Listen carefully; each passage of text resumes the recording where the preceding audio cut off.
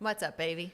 Not too much, boo-boo. How are you? Not much. All is good here in a brand new studio. Brand new, beautiful, just press record studio. Shout out to Corey.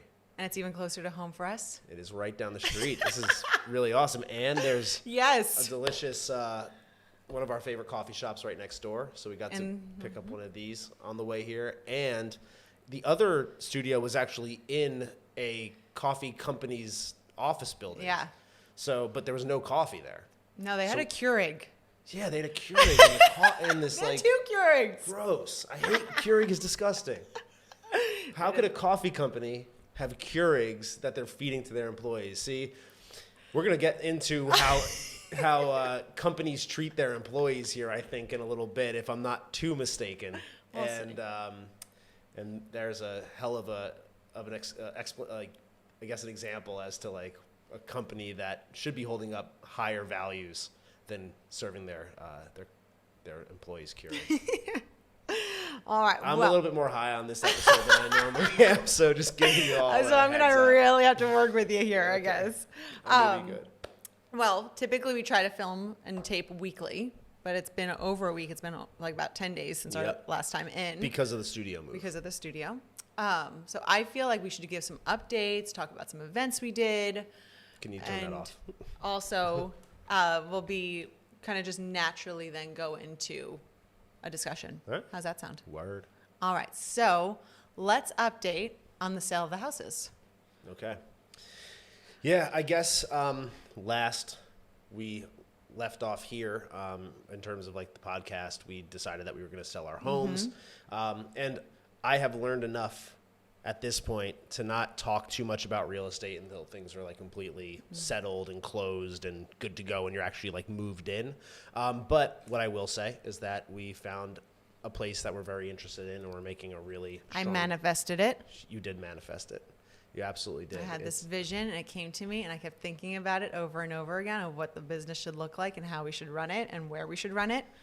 Yeah. And then you took me on a walk and you showed me what it was. And I showed you the exact house that you manifested. Yeah. And it's again, I don't want to say too much about it, but we're making a play at it. And what that means is that we also had to begin the process of listing both of our houses. So one of our houses has been on the market for a few weeks. The one we're currently living in. The one that we currently live in, and then we're going to be listing the other one shortly, which has been interesting. I do want to interrupt because when that episode dropped of us making the decision to sell the houses and obviously the discussion of how I reacted and how I felt about it, I actually had people like reach out and check on me to see if I was okay and if this was a decision I wanted to be a part of. And it was a very good test of like for myself to see like where I am now and how I have grown, because old me would have got extremely like defensive and said like, don't get involved in my life. Don't ask questions. Like, I'm fine. I'm happy. I'm good. And from my heart, I could say I'm like 100% happy. And this is like a decision I wanted to do, but it helped me. Like when the people came to me with concern, I was like so grateful and appreciative and felt so loved.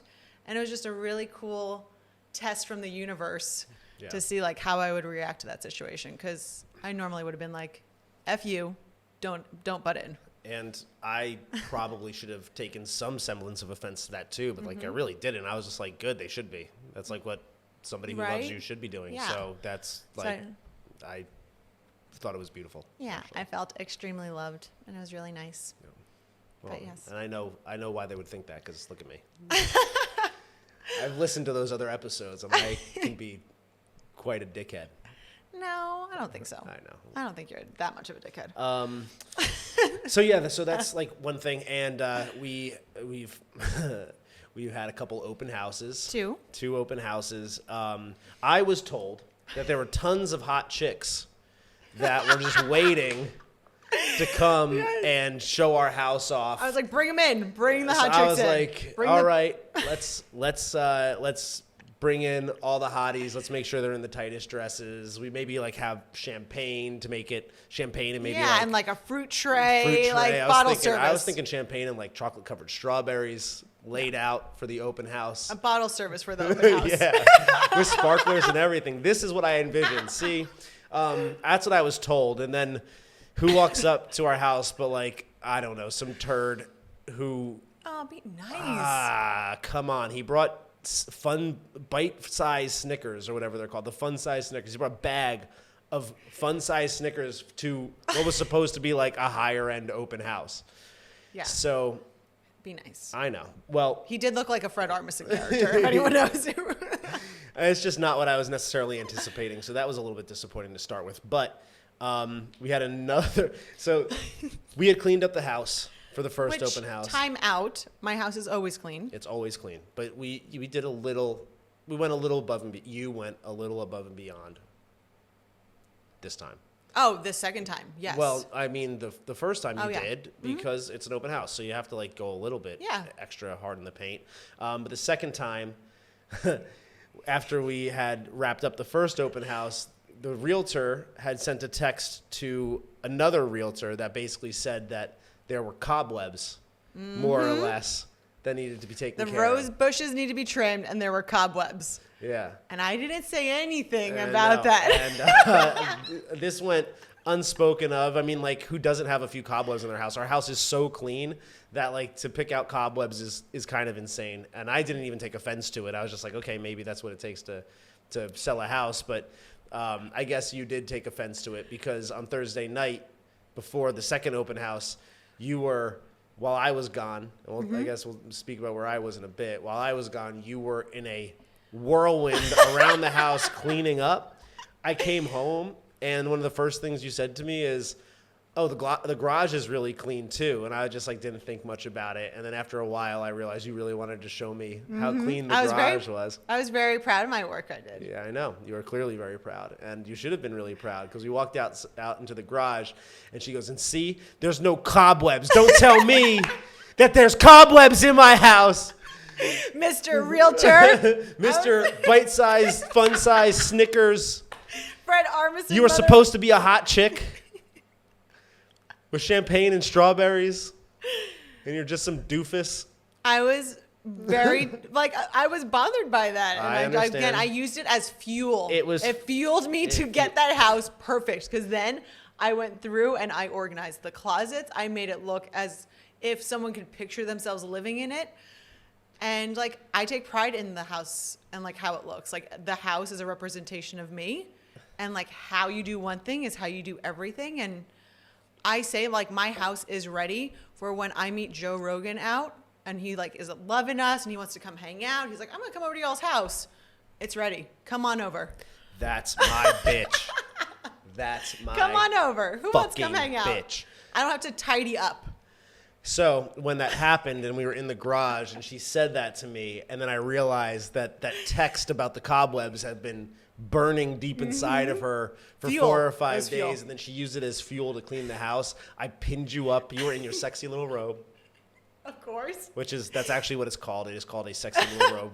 That's the name of the brand that I bought you. The sleeves roll up so you can do the dishes. And it's like this tiny little sexy robe.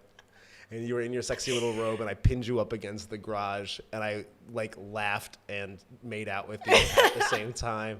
I was so like, oh, that turned me on. That turned me on like crazy. Yeah, I was out there with the leaf blower, like cleaning up all the leaves in the garage. I mean, I went hard on it. You're a bad bitch. But yeah, and then I was very proud also Sunday morning for the open house. We got the house beautiful, for it. You were outside doing all the outdoor work, cleaning everything, washing everything down. Inside was tidied up. We had candles going, music going, the lights on. Yeah. Just all good energy. Just And you someone even by laid the out house. you laid out more high-end snacks. Than Yeah, the some Snickers. trail mix, Yeah. and I got some nice bottles of water. It looked great. I know it It did. looked And fresh beautiful. flowers. I made it. I would say on that particular day, the house was a reflection of you. Yeah, it was. Beautiful, inside and out. And Aw. priced just under $1 million. If anybody's interested. Someone please buy the home so we can live into our dream. All right, so while I was cleaning cobwebs, Yeah. where were you?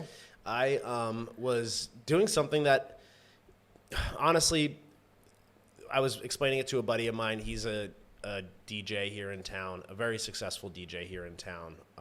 And about a year or so ago, he opened for Diplo at Superstition, and that was like kind of a pretty big moment it was a very big moment for him, and it was something that I was like really excited for him for. And like for me, I'm like it's not nearly as big as like opening for Diplo, but it was in many ways. Well, clearly not. Of course it wasn't, but like for me personally, like inside, not to the rest of the world, but for me, this was something that was like that special for me as I'm entering this new career, which was I hosted a Jeffersonian dinner at the Pershing, where we're members, and we've talked about them quite a bit. I'm there all the time between the coffee shop and the club. So I was running a Jeffersonian dinner. What's that? So a Jeffersonian dinner is, to put it as simply as possible, it's a relatively intimate dinner, usually 8 to 12 gentlemen. I think we had 11 on Thursday night. Sitting around a table, having a delicious meal, and having a conversation about a specific topic. And everybody has a chance to speak, and only one person speaks at a time. So it's supposed to be an intellectual discussion. It's supposed to be typically about, something where there will be controversy and there will be disagreements, and the idea is to kind of discuss your ideas and debate about it, and then hopefully come to some sort of an agreement by the end, or not.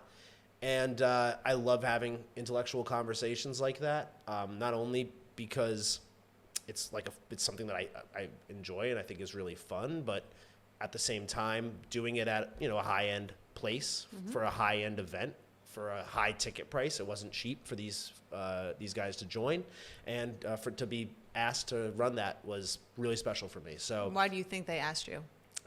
I don't know. I mean, I have you seen the other episodes yet? Yeah, I know. I mean, I know why I should have been asked.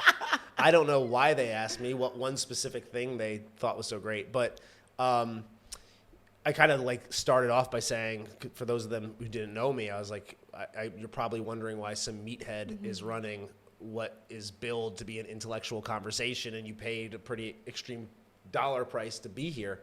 And I think really, in the last couple months, I've had several people, and this is also what I mentioned at the dinner. I've had several people refer to me as what's called a polymath, and I didn't know what that meant, so I had to look it up. And after I looked up the definition, I'd say I probably am a polymath. Okay. And what is a polymath is a person of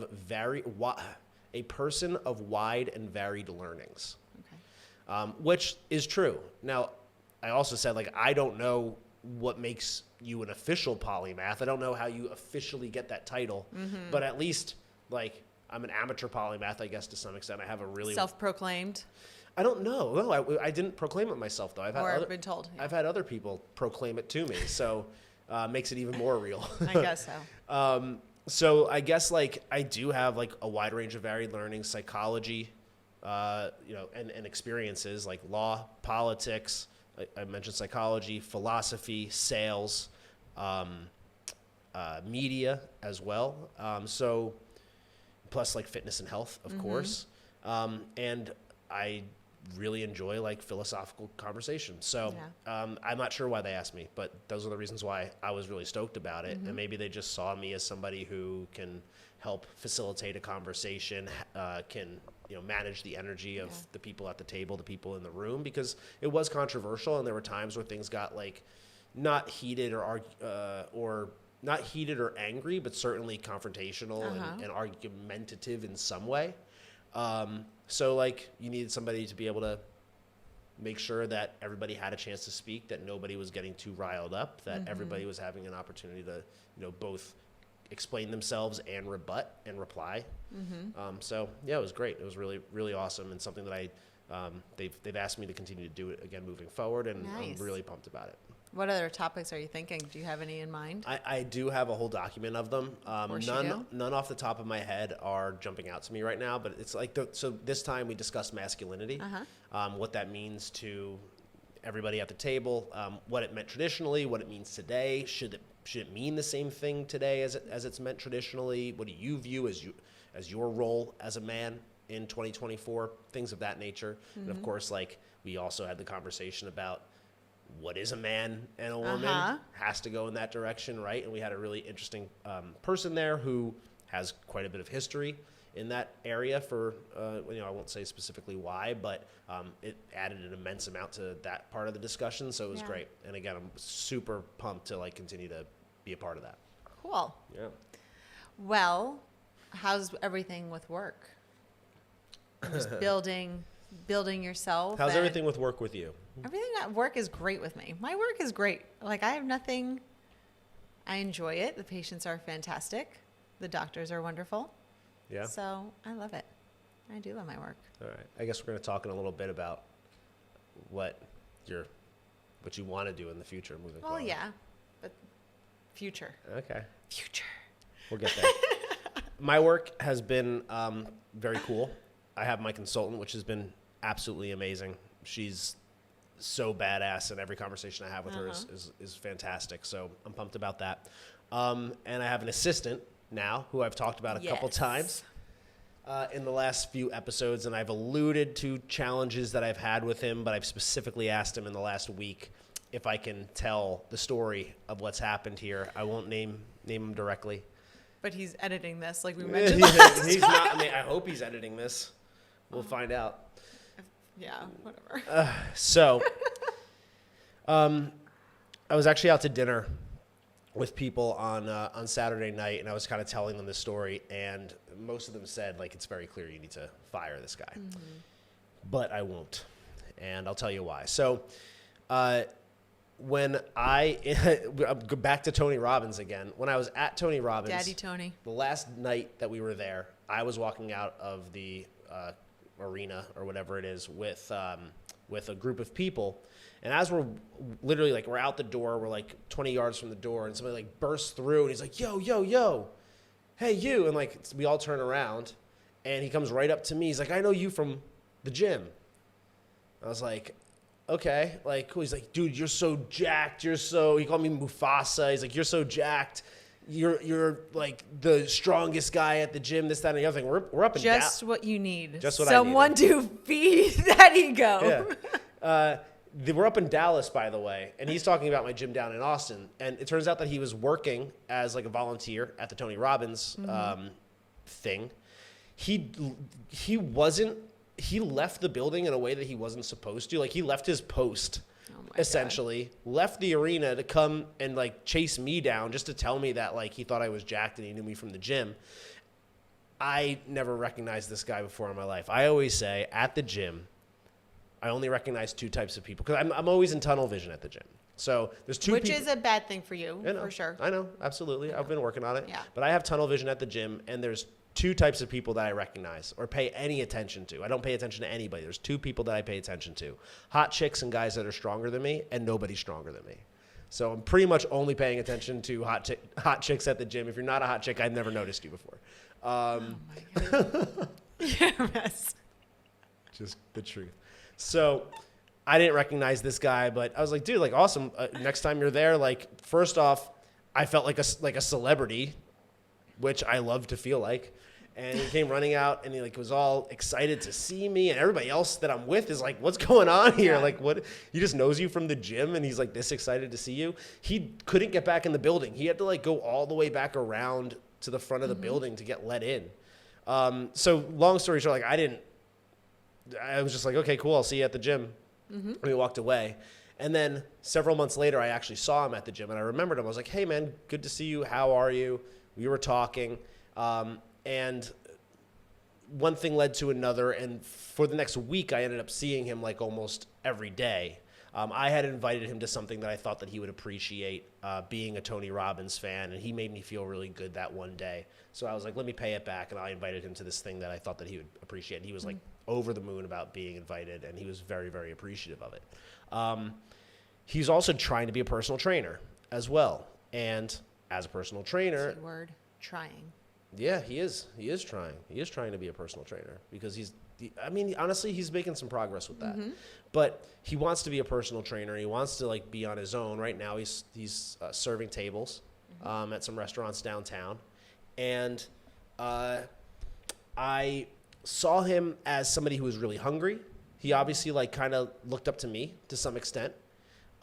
He wanted something really great for himself, and he seemed like a hard worker. And he honestly, like he's from Jersey too, so we speak like a very similar language, and he knows a lot of the same big picture philosophical concepts that I'm aware of, especially when it comes to like personal development. So it just like there was like a connection there, and I was like, I appreciated him. So when I needed a personal assistant, he was the first person that I reached out to, and I thought that, you know, I could give him a couple tasks a week for a set dollar amount and I said, do ABC, and I expected a week later to pretty clearly get back ABC. And to put it simply, that's not how this has gone up to this point. You got like Roman numeral 1. It's not even A, it was answered. Yeah, it gets kind of right. Yeah. It wasn't. I asked for ABC, and like he barely came. He came back with like, here's how Roman numerals were. That's like a really good way of putting it. And I was like, this is not it, my man. And every time I have a conversation with him, it's just like, I don't even want to say excuses. It's just his mind is like cluttered with a bunch of other nonsense. And like, I'll ask one specific question and I'll get a whole thing over here that has nothing to do with what I'm asking. And it's because like he doesn't really have much structure to his life. He doesn't really have much clarity. He has big goals and big dreams, but I don't think he has any idea what that looks like, or how to get to it, or how to get there whatsoever. And I asked him to do, you know, I gave him like 2 or 3 weeks worth of chances, and it just wasn't clicking. And somebody else, one of our friends, has said that I made the mistake by hiring a personal assistant who didn't know how to use a calendar. Yep. But it's gotten to the point now where like I set hour-long meetings every week. The meetings go almost 3 hours, and those extra 2 hours are me like just trying to get his life together, trying to ask him like why he's making the decisions that he's making. I should also say, and again, this is all public knowledge, like he's in trouble with like the federal government. Like he's been indicted by the federal government as well. Like he's just, that's not necessarily his fault based on like my understanding of the story, but like he's been involved in like things that he shouldn't be involved with. And it just seems like he makes bad decisions over and over again. So a better life starts with a better day. A plan for your life has to start with a plan for your day. So like I've literally just been working with him on just getting his calendar aligned. And I've spent more time on this guy's calendar and like having him build a schedule out than I think he's done on actual work for me probably at this point. So then why are you keeping him as your personal assistant? So that's because you told me in the beginning, you're like, I'm going to give it, because how many weeks has it been now? It's been like a month and a half. Okay. You told me in the beginning, you were like, I'm going to be very honest with him in the beginning. If he's not doing what I'm expecting him to do, like it's done, like I'm not going to waste time. I'm going to move on to the next person. So we're like 6 weeks into him. Yep. So why are you backtracking on what you said you were going to do? Good point. Good question. So I have and the people at dinner asked me this very same question. So I paid him X number of, I was expecting to get a certain number of projects done in a week. And I said, I'm not paying you by the week, I'm paying you by the projects, but I'm expecting this to be done in a week. So the good news is like, it's not like I've been paying him every week. I'm paying him for the work that he's been getting done. So that's number one. Number two is that there's different types of business owners. There's what's called entrepreneurs, and those are the people who are just about solving problems and making money. And they're just looking to build something, build a business. And then there's some people that are like managers and like operations people, and they're the ones who are like the facilitators, and they like to build process and like figure things out, like more process-oriented things. And then there's artists. And which one are you? Everybody at the table that night that I was having dinner with, especially like my one friend, they are clearly entrepreneurs. They're about like, I'm trying to solve this problem. This is losing me money. This makes me money. So I'm cutting the thing that loses me money, and I'm getting the thing that makes me money. But as an artist, that's not how I operate. I operate based on projects and based on like creating something and like building like something beautiful. Not just does it make me money or does it lose me money. That's a reality. And this kid is my project. Yeah. He is my project. And I am confident that my ability to coach him and the skills that I have and experience that I have and my ability to like relay that information to him and get him working with his calendar and teach him how to be an assistant. I believe that I can take this kid from like doing what he's doing now, living the life that he's living now, which is, you know, not what he wants and it's certainly not what I want for him, and turning himself into something fantastic. And I am willing to sacrifice my time and my money, quite frankly, and slow down my own trajectory to give him, to help build him up, because the reality is once I get him to where I want him to be, he's going to be an absolute savage, and he is going to be not only capable of making me incredible sums of money, but more importantly, like he's going to be forever loyal to me because of what I'm going to do for him. And he's watching it right now. He does have the drive. He wants to do well. Like that's what like the number one thing I think, and like a very important trait to have is like the will and the desire to put in the work to figure it out. And like he is doing that. So it's not like he's just taking your advice and being like, oh yeah, I'm just gonna like dick around. And I'm not gonna do all the I've been doing like impressions of him. Yeah, I've been doing the impression of you, and I've been like telling a lot of like the funny things that he says to me. I'm not going to do that here on this podcast, but at the end of the day, like I know that the kid can be something special. I know that I can make something special of him, and like I can't let him fail, because if he fails and I fail, his success is my success. That's the way I look at it now. I've adopted him in that way, and that comes like with everything, not just like what he's doing for me, but like I'm going to make sure that he has a path for himself, that he's in a better place, and that, you know, hopefully as far as like the federal government is concerned, he's in the best possible position there as well. He's your passion project. Yeah. I mean, for example, like and these are the kinds of conversations that I have with him. I also like don't play with kid gloves with him. I'm very direct with him. The other day he made a pretty dumb decision, or not even a dumb I guess it is a decision. He didn't reply to somebody who was reaching out to a job for him. He told me that he didn't want the job. That's why he didn't reply in time. Ooh, we got a little thunderstorm happening. He told me that he didn't want the job. That's why he didn't reply in time. And but then I asked, well, if you didn't want the job, then why did you reply at all? And he goes, fear of poverty, I guess. I thought you were going to do it. I had to do it. He goes, fear of poverty, I guess. And I was like, my man, I don't think you have a fear of poverty. I think you're incredibly comfortable in poverty. I think you're too comfortable in poverty. I think you're afraid of success. That's what you're afraid of. Ooh. Because you keep putting yourself in these patterns of bad behaviors, and you keep making these dumb decisions because that's what you're used to. That's what you're comfortable in. You don't want to be successful. Until you start making smarter decisions, you don't want to be successful. A smart decision wouldn't be not replying until 2 days later. A smart decision is when you get the email offering you an interview, you come up right then and there with, do I want this job or not? If you don't want it, then you reply saying, no, thank you, I'm good. If you do want it, then you go, when can I meet? When can we meet? Right. That's what somebody who is looking to be successful does. Yep. Somebody who's looking to fuck up their life waits 48 hours to reach back out and say, yes, I can meet. Because you decided you didn't want it, but then later on you got scared and decided that you did. Dumb stuff.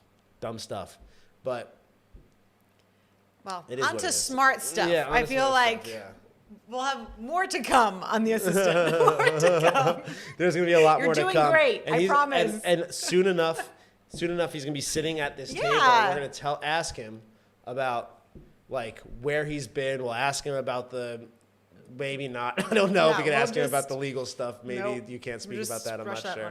No, I would like to know more about that, and I want to know like you're going to see some magic from that boy. Absolutely. With you in his corner, I think he will. And with me in your corner, you'll be able to get him to where he needs to be. Just saying. All right. So on to brilliance. Yeah. Brilliance. True brilliance. We went to Jordan Peterson. We went to an hour and a half lecture of this man, and Your thoughts? I mean, it was unbelievable. We were 13 rows back, right there up front. We saw so many like famous people. I'm pretty sure Alex Jones was there. Alex Jones was there. There was like a bunch of people. Like honestly, it was Within Austin, like famous people, podcasters and stuff. Yeah, a lot of people. And what I'd say is we've been to the Moody Center for a lot of different events. Certainly never been there for a lecture or to see a professor before. The topic was, or the tour is called "We Who Wrestle with God." Yeah. So it's intense lecture. It's Jordan Peterson, psychologist, philosopher, professor, author, giving a pretty intense lecture on the topic of we who wrestle with God.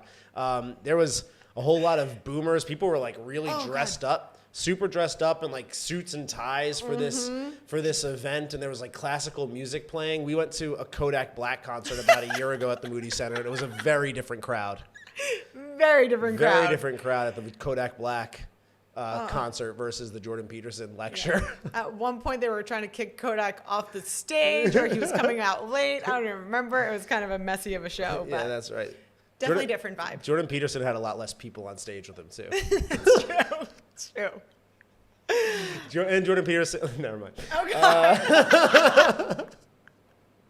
Why? Never mind. Okay. So it was unbelievable. Like I can listen to Jordan Peterson talk forever. I love that kind of stuff. Going back to like the dinner at the Pershing, I just like intellectual, philosophical conversations. And this guy is a true genius, without a doubt. I don't think that anybody can deny that he is in fact an absolute genius. And the way that he even is up there, he off the dome with that lecture. It wasn't scripted. He does a different one every night. And he just spews information. You could see him like tackling his own knowledge, like as he's professing it to the audience. Like he's like, and he's having like these. He's having like an inner debate, an inner monologue with himself before he says anything, which I absolutely loved. There was at one point towards the end, like audience were able to ask questions, and he was totally okay with like a 20-second pause, and he was just sitting there like this. And it's like silence, and he's thinking, am I going to answer this question appropriately, give the message I want to give, and using the appropriate words, which is a huge piece to his lecture. Yeah, I need to learn how to do that. I think a lot of people need to learn how to do that. That's not a easy thing. So one of the biggest takeaways from the beginning of the lecture was the importance of words. I've always been a fan of words and being really specific with the words that you choose, because he says your words are your reality. Like the way you make sense of your thoughts and the way you make sense of what you're observing around you is through words. And he says that writing it down is the most effective way of organizing your thoughts and making sense of the universe around you. I think that speaking does it to a certain extent, but like clearly having it transcribed somewhere is the best way of going about it. But like that was one thing that resonated with me. The second thing that really resonated with me was him saying that whatever your goal is in life, whatever your aim is, like everybody just has like a certain aim in life or like a goal that they're looking to achieve. And that goal is based on your values, which is what do you find important in the world. And the way you perceive the world is based completely around what your aim is. The things that you think, the way that you perceive everyday life, and the way you think, the way you perceive everyday life, and your emotions. Your emotions and like what you're expecting out of it. Yeah. So if you're going into like a date and you're expecting like a one-night stand and the person wants a long-term relationship, you're going to have a negative perception. And then like vice versa. Or basically like the way you're perceiving the date is going to be different based on if you're just looking for a one-night stand or if you're looking to have a long-term relationship with them. And you're going to, as a result, act and react differently to what that person is doing based on what your goal is. And that all positive emotions are associated with things that get you closer to your goal. And all negative emotions are associated with challenges or blockers that are preventing you from achieving that goal. So like that's pretty, and like he obviously talked about that for like 40 minutes, but that was again like obvious, but the way he talks about it is fantastic. And then the biggest one that's most relevant for me, and I think how we're going to spend the rest of the conversation today, is around finding your purpose. And that's something that I think this podcast has tackled a lot over the last few weeks. It's kind of like something that has truly changed the course of my life and our lives together, which is like finding what your passion is, finding what your purpose is, and like putting your energy in that direction. And Jordan Peterson used the example of Moses. And I don't really know I honestly don't know the biblical story So that Moses much. goes up the mountain. It's a different And he comes down. Different burning bush. So this was like before Moses became a leader, when he was still like a shepherd, supposedly. He was like supposed to be doing one thing, but this burning bush was calling to him. So he had to like go off like the beaten path to go see this bush. He specifically said it was like different from the Ten Commandments burning bush. And I don't know this story at all, but you had to go off the beaten path to get to this burning bush. And he likened that to like some of these purpose and like that bush was God, of course. And then it told him what he needs to go do with his life, which wasn't what he was doing when the bush was speaking to him. And that when you find your passion and when you find your purpose, it's a thing that even though you like have your goals and you have your day to day and what your life is right now, there's always this like shiny, bright thing that's out here somewhere in like the outskirts of your mind that's calling to you. And I think like for a lot of people, there's probably various passions or interests that throughout the course of their life has repeatedly called to them. And some people decide to listen to that calling and some people don't. Some people just go, well, yeah, that's what interests me, but like, no, this is what I'm supposed to do because society tells them such. That by following your passion, Jordan Peterson says, like, that is how you allow spirit, source, God, whatever you want to call it, to flow through you and then come out of you.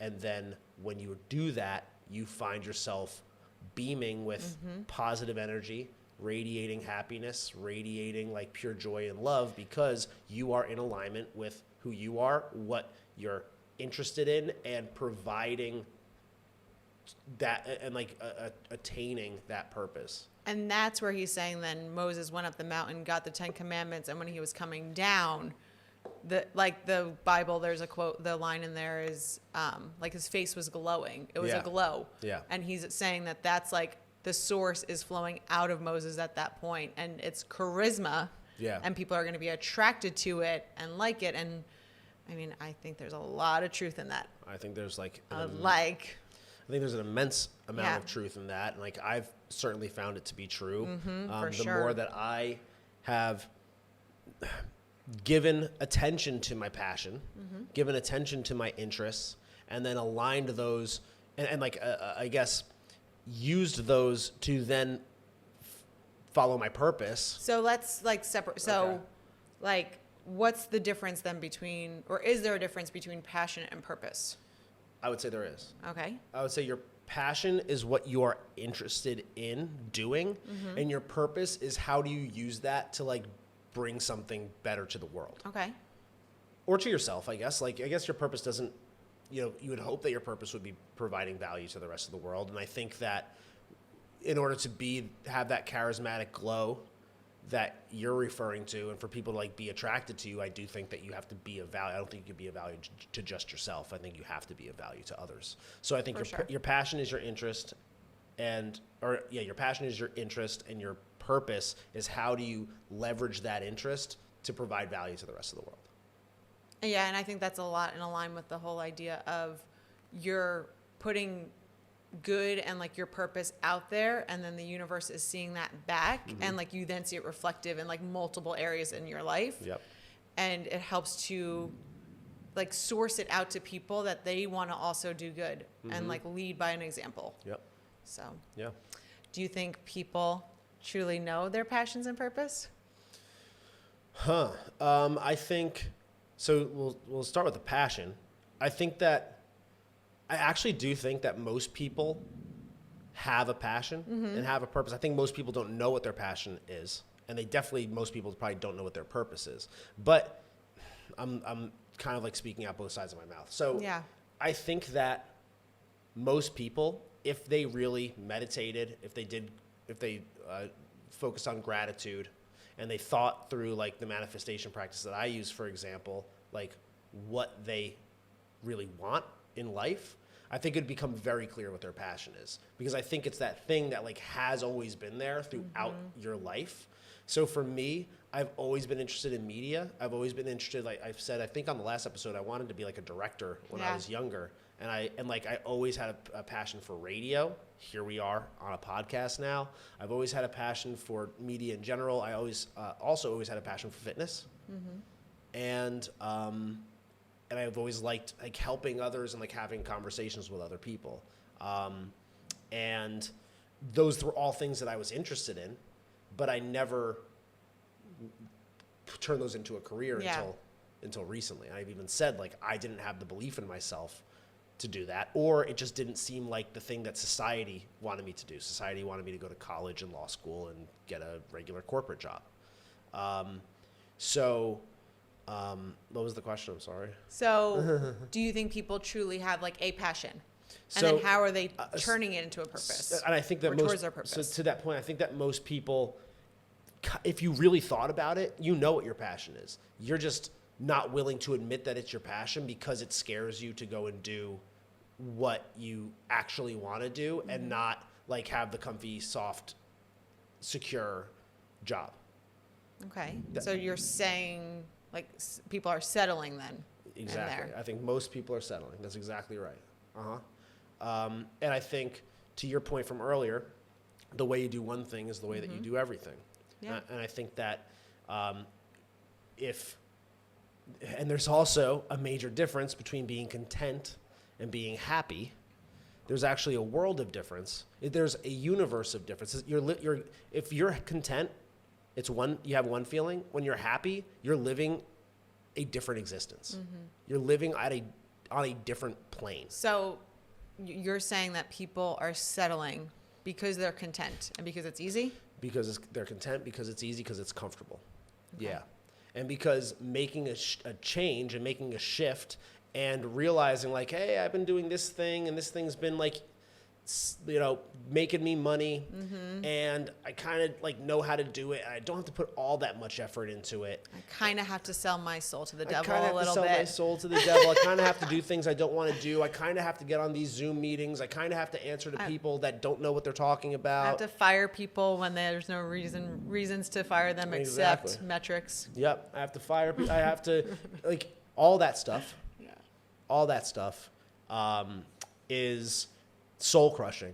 And that's why you don't have that glow on your face. That's why you don't have that charisma, is because you're doing something that you don't want to do. And you can convince yourself that you do. I saw this, I think I may have mentioned this, it's like on LinkedIn. I saw, it was a meme the other day. And and it said something like, what the fuck is LinkedIn? How do you have a passion for audience segmentation? It's like you don't have a passion for audience segmentation. You've been convinced that you have a passion for audience segmentation or whatever your stupid software does.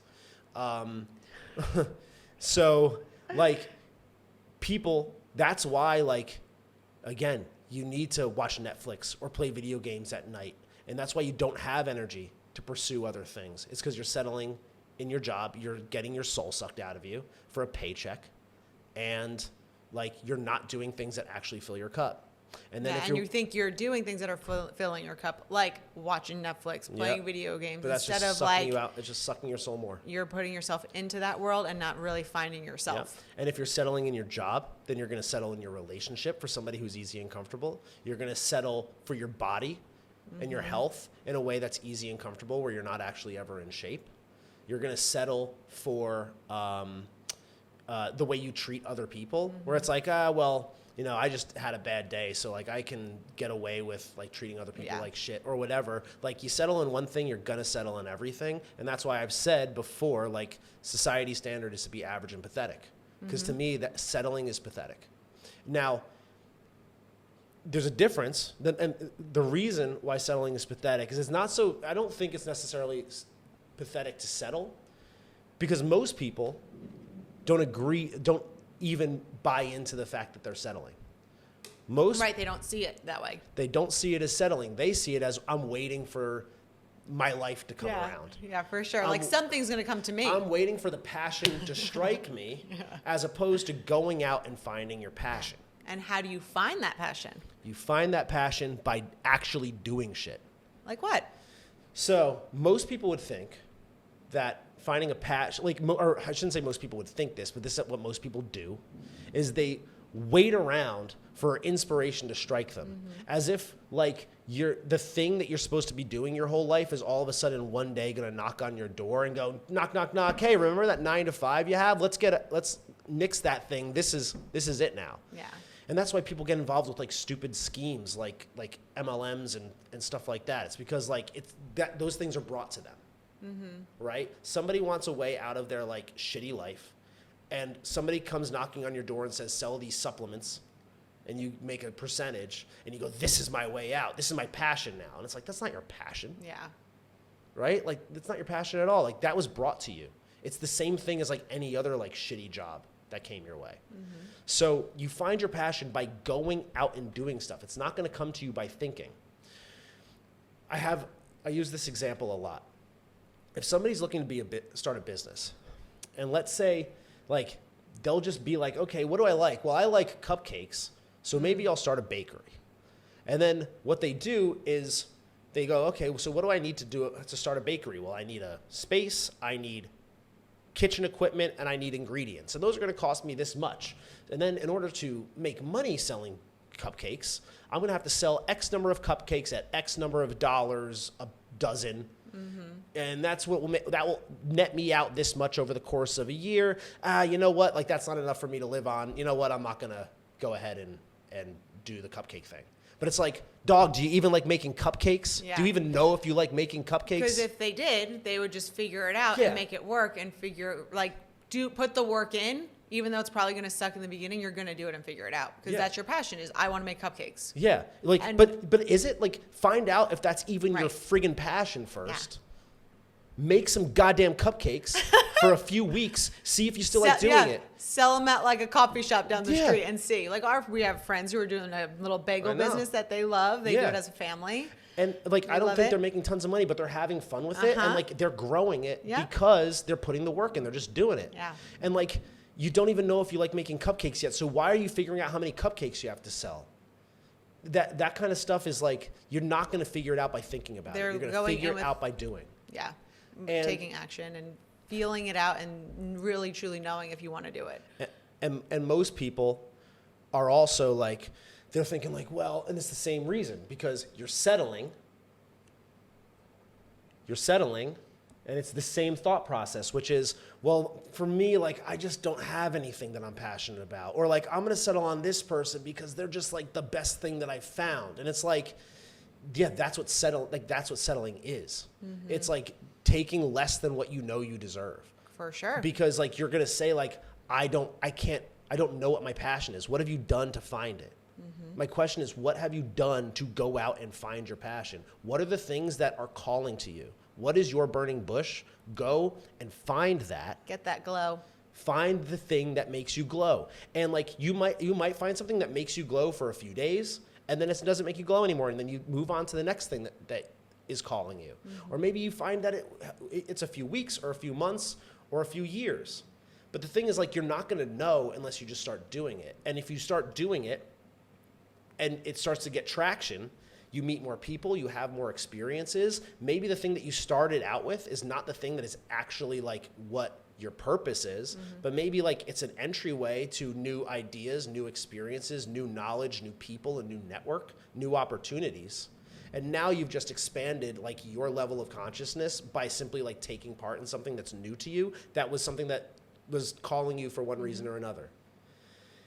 And everybody, again, like, you're probably sitting there listening right now, and you're probably like, but I just don't know what to do. I got to think. No, don't think about it. It's like, go and just do the thing that is coming to you right now. There's something that's popping into your mind that you've always wanted to do. Go do that. Yeah. See if you like it. See if it resonates with you and gives you that feeling. And so people will say, like, because I've had this conversation with so many people, so like I'm just ranting on certain conversations that I've had. But I've had people say, well, I'm passionate about like music. Okay. You're passionate about music. Guess what? Most people are passionate about music. It's not that you're the problem is, or I should say, like, your passion is not music. You live a numb existence, and therefore music is one of the only things that makes you feel something. Mm-hmm.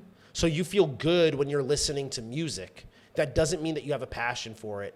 That doesn't mean don't go figure it out. Go, if you want to try to make music, go ahead and try to make music. But like, you're not going to find the inspiration doing it like once every couple weeks for an hour and a half in between like Slack, like messaging. Yeah. And you're probably not going to find that inspiration like doing it on the same computer in the same place that you're answering Slack messages.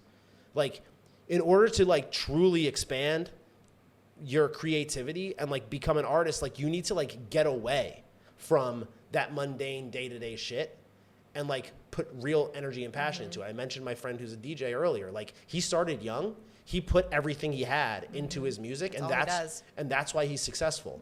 Like, if you're in your mid 30s and again, like you're trying to like make music in the same office that you're taking Zoom calls in, like, sorry, you're probably like not doing it the right way. And that's a reason why you've only done it once every like couple months, is because like you don't have a passion for it. You thought you did because it's the only thing, again, music's the only thing that made you feel anything. And then other people will be like, oh, well, I've had people say I have a passion for football. It's like, if you had a passion for football, you'd be playing football. Yeah. You would have known as a kid, you would have put everything that you had into playing football. Okay, you could go and try now, probably too late.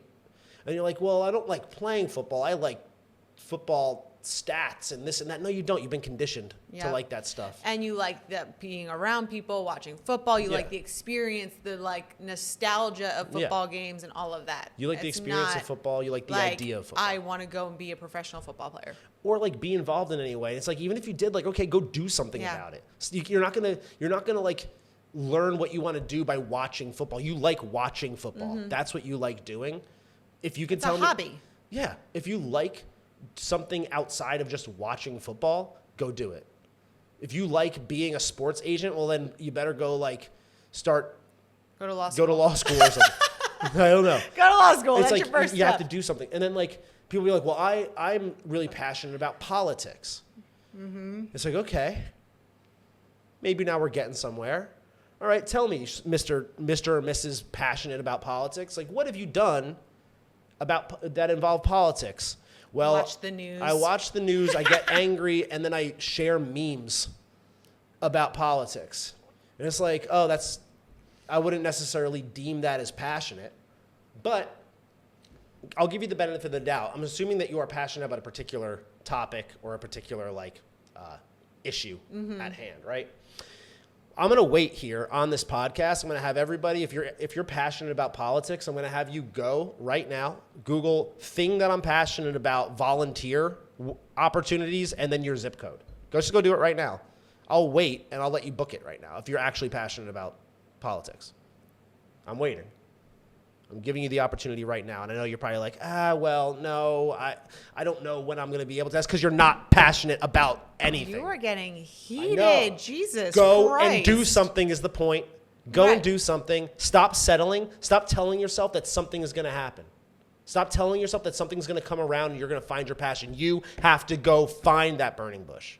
Yeah. You have to go find it. And until you do, you're going to have a dull, drab face. I can see it in people when they don't like what they're doing. It's a gray, miserable face. I can see it in their eyes. It's sad and it's pathetic.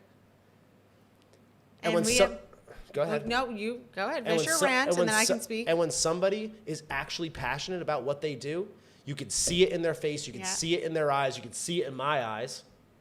You got crazy eyes right now. I don't give a shit. I'm crazy passionate. I'm crazy passionate. I am. Crazy eyes. I'm crazy passionate. And because what I've done is I realized, like, I was never successful because of the company that I worked for. I was never successful because I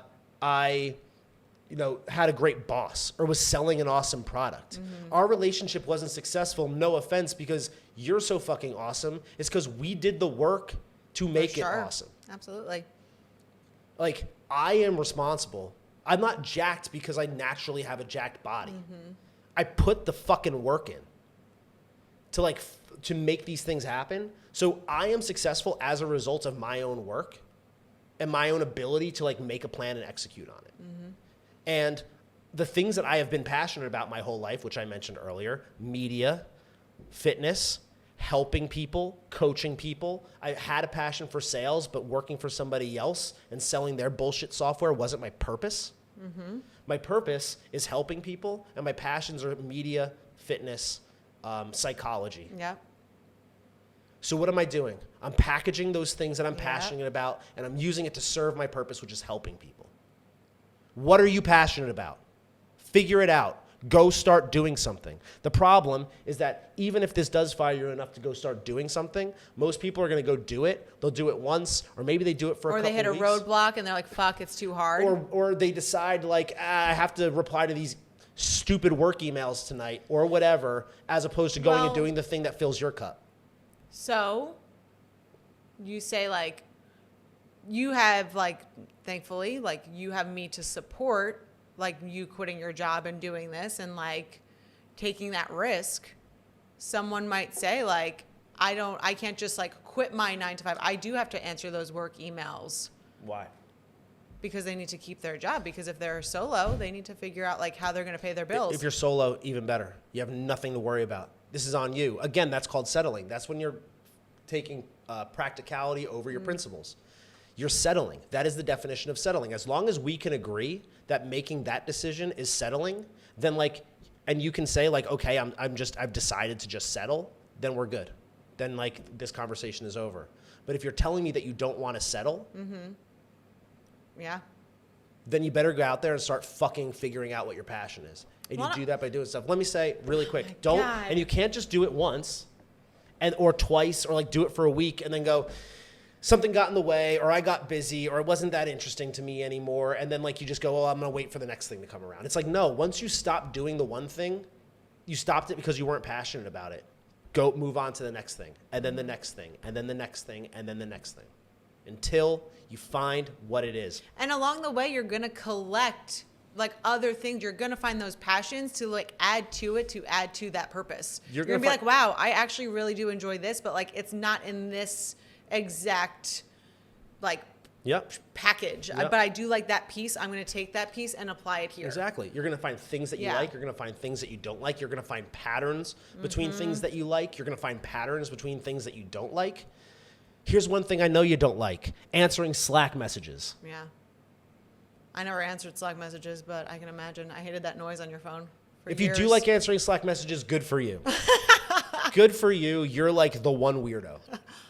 Maybe it's their passion and their purpose. Slack messages. Maybe it's their purpose. I hate to shit on somebody whose passion is answering Slack messages. I hate to shit on that person, so I do apologize. But stop settling. If you settle on the way you do one thing is the way you do everything. If you're settling on your career, you're going to settle on your fucking partner. You're going to settle on having a fat, shitty body. You're going to settle on being a piece of shit. You're going to settle on all the things that make you average and pathetic. Well, on a positive note. No, I'm not done yet. Oh my God. Right now, what is the thing that's been calling to you? What is it? What is the thing that has been calling to you your whole life? It's the thing that you've always liked, but you never thought you were good enough at, or that you could actually have a career in, or that, your parents told you that wasn't going to work out, and that you should go do the other thing that you do now that you hate. Whatever that thing is, right now, start doing something about it. What are you waiting for? This is the guy knocking at your door saying, hey, you want to get done with that 9 to 5? This is it, right now. I'm done. Oh, well, okay. Well, I think on a positive note, we should talk about the fact that, like, we have seen this happen in real life with one of our dear friends. Yes. We have, on a positive note, because Yeah. like the whole idea is like, how do we, like, because you can just yell at somebody and fucking rant at a camera I know. and be like, don't settle, like figure it out. Like, but what are the tools? What can they do? And like, we had a dear friend who really had he couldn't find his purpose. He had a passion, and he had a couple passions, but he always had a doubt in himself. He didn't feel the support. He didn't have that love and that value in himself. And through guidance and support from us, from his wife, he practiced meditation.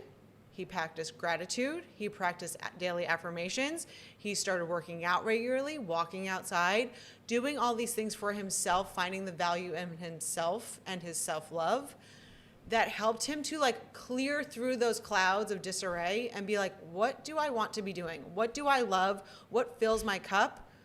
Okay, now I found that vision. Now I find what I want. How am I going to make that happen? And he is in the process of starting a business with his wife, something he is so passionate about. It is his purpose. It is his passion. And the way he talks about it, it's overflowing out of him. His eyes are bright. His skin is bright. His posture is bright. Like he's upright. And he can't wait to talk about it. And we're having he's debuting his business at a party next weekend. And it's awesome. Because he took the tools and everything. He did the work on himself, because that's where it starts. You have to figure out like who you are, what you want to be, what do you want to leave behind, what's your legacy, and then you make it happen. So that's what you do. That was really good.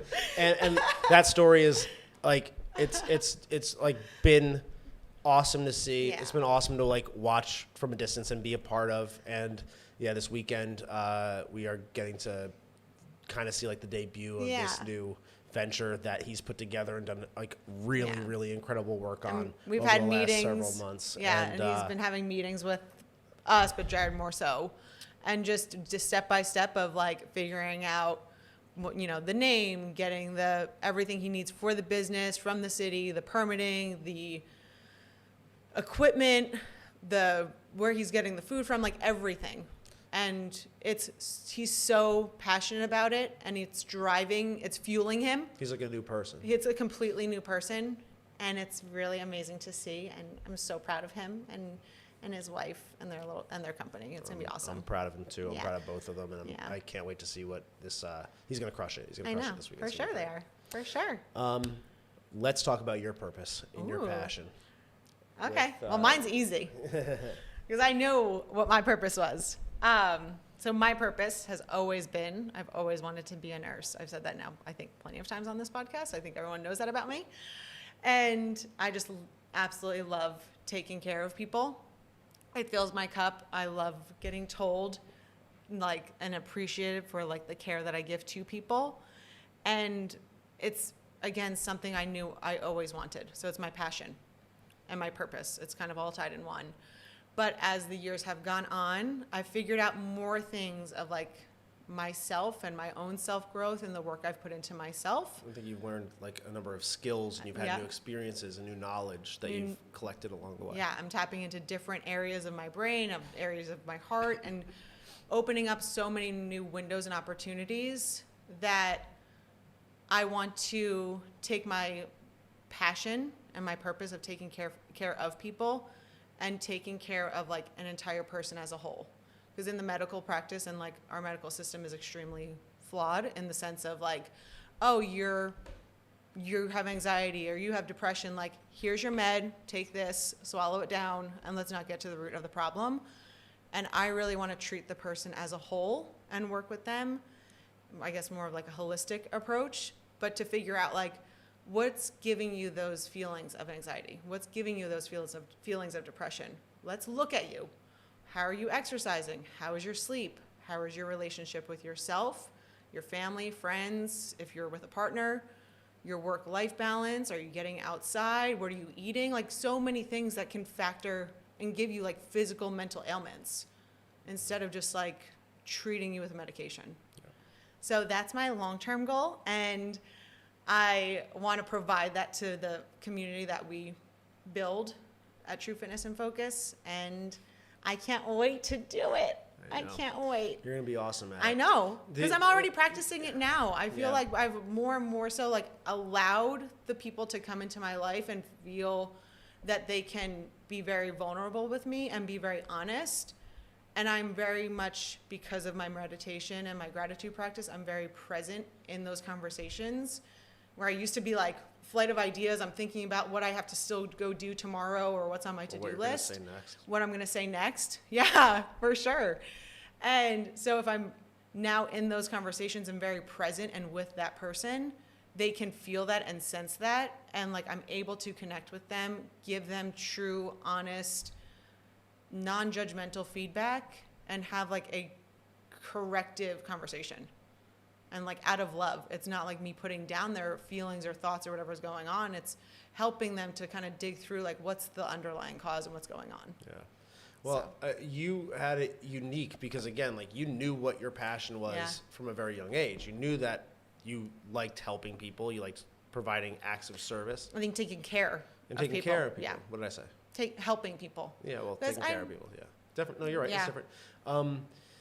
And obviously, like if you like taking care of people, I don't know. If you like taking care of people, it's like there's a pretty direct path to there's a job for that. It's called a nurse, and like here's what you do to get there. It's like step-by-step guide. So that was one that just you knew it, you went on that path, and it took you to where you are today. And like the reality is like you still went a little outside of like the normal route. We've talked about that previously, so we won't get into it again today in terms of like how you got to where you are in your career today. But it was still like a pretty much like A to B, for sure. like process, which, you know, that's like kudos to you. You figured it out, and then like you had a plan for it, and then you executed on it. But like now you're realizing that you have not your purpose is the same, but there's more new passions and interests that have come your way as a result of like the work and the work that you've done on yourself and the love that you showed yourself and the tools that I've collected along the way, the people I've met along the way, and learning from those people and learning their skill sets of like good communication, active listening, and being intentional with my words and the conversation I'm having with people. Yeah. So, well, I mean, we covered a lot. Yeah, we did. An hour and 7 minutes. I know that I ranted. I said I was I was high and that I was gonna like go off, but I agree with I'm pretty sure I agree with everything that I said. I'll listen back and I'll make sure. I think I did. I don't think there was anything that I would take back, and in fact, I'd probably double down on just about everything. Double dose. Get out there. Go figure it out. Go find your passion right now. Go get that glow. Do it. Get the glow. I don't want to see gray, dead eye people, because I see it all the time and it disgusts me. It disgusts me when I see people who have their soul sucked out. Well, that's what hopefully that will like our purpose. I know. Is to like spark that in people, ignite it, and help them find it. Why do you think I'm saying it right here?